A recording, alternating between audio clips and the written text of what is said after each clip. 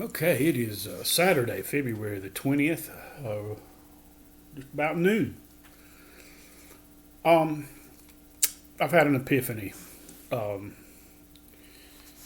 60 years old, I've been brainwashed, pretty much brainwashed myself, especially the last 4 years.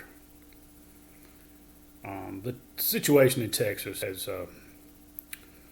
done it for me. It's the stupidest thing I have seen a government do in a long time. Um, Also, I realized earlier this week that the reason I've spent over 20 years listening to Rush Limbaugh on FM radio is because there was nothing better to listen to on FM radio. Um, since 2014, the NPR's been in the bag uh, with the Russian false narratives. I couldn't listen to them anymore. Couldn't listen to any more classic rock. Country music is too tribalistic. So yeah, for the last 20 years, I've been listening to Rush Limbaugh and agreed with maybe less than 50% of what he had to say, especially regarding climate change. Climate change is real. We have to deal with it. Texas proved that. Also, if I look at my history, I have despised libertarians at least since 2006, but when I became aware of the John Locke Foundation in North Carolina and the libertarians who subsequently came to power on the coattails of the Obama reactionary Tea Party and have since perpetrated fascist austerity in North Carolina by refusing to expand Medicaid. And so I'm also a demonstrated enemy of the evangelicals, having proved in 2014 that strip clubs financed the local Tea Party. Also a big fan of the Reverend Chris Hedges, who wrote a book detailing how the evangelicals represent probably the biggest danger to the future of America. He called them American fascists, and that's what they are. They're useful idiots for the libertarians and the Zionists. I'm also a huge uh, enemy of Zionism in America as it exhibits itself in neoliberalism, globalism, uh, neoconservatism, corporatism, militarism.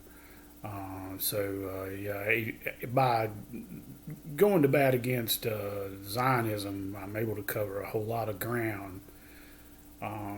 Also, in the run up to Trump's election in 2016, I made an attempt to understand why people liked or even loved Trump, even though I never could manage to do that myself. He made my skin crawl. I don't miss him. I do not miss Rush Limbaugh. Texas represented what's getting ready to happen in North Carolina if we keep going down this road. And it's time for me to get a hold of myself and recognize that people like Caleb Maupin, probably the greatest communist in the United States, really has some answers. Listening to him today, I also realized that I have a shared affinity for the victims of McCarthyism. Grew up watching John Wayne, only to discover later what a despicable human he was for leading the Red Scare against Hollywood, and how I really love people like Dalton Trumbo, these writers in Hollywood who are victims of the Red Scare. So I have always been also a proponent of modern monetary theory.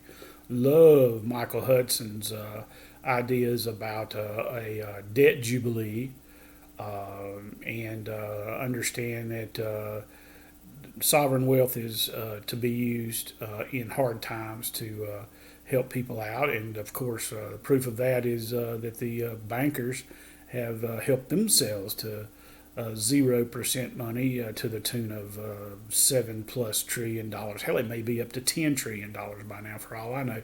And then when you take the 0% money they got from the Fed that they plowed into their own stock in order to get dividends, there's no telling. Not the whole $30 trillion deficit, but also um, contributing to it is the 900 billion bucks we spend on the military every year, essentially defending Israel.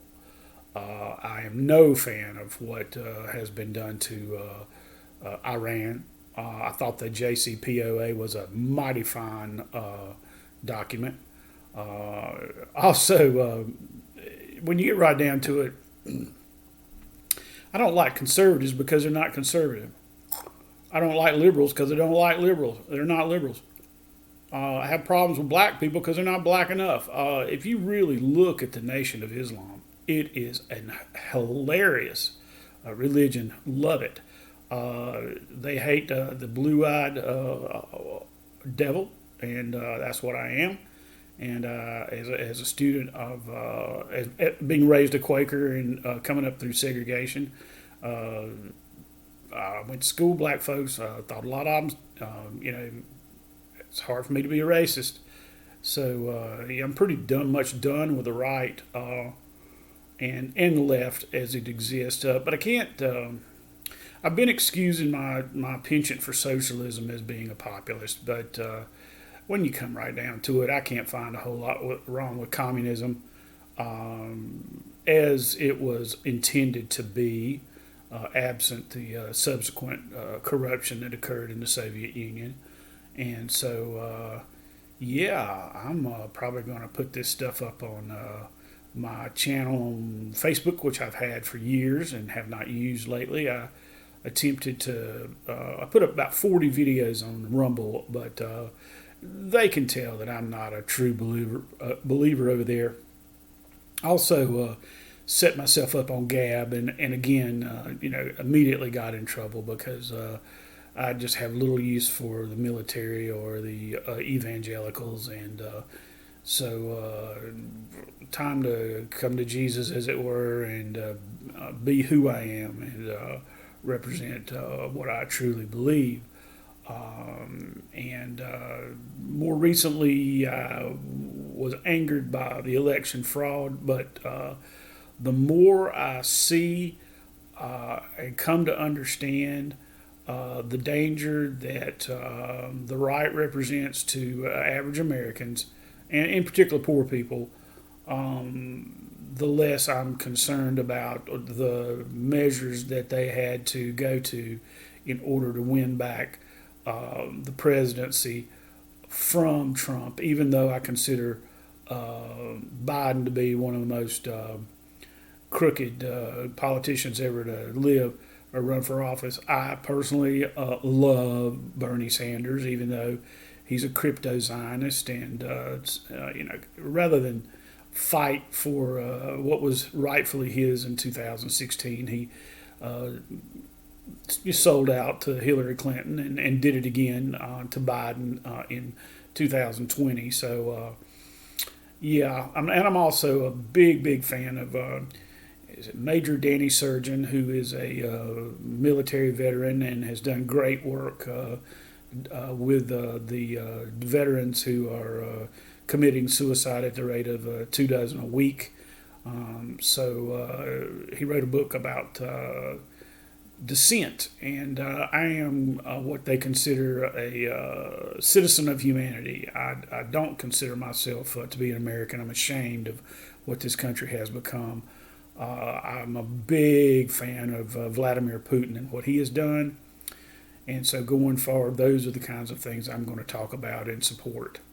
And so this is a new beginning for me.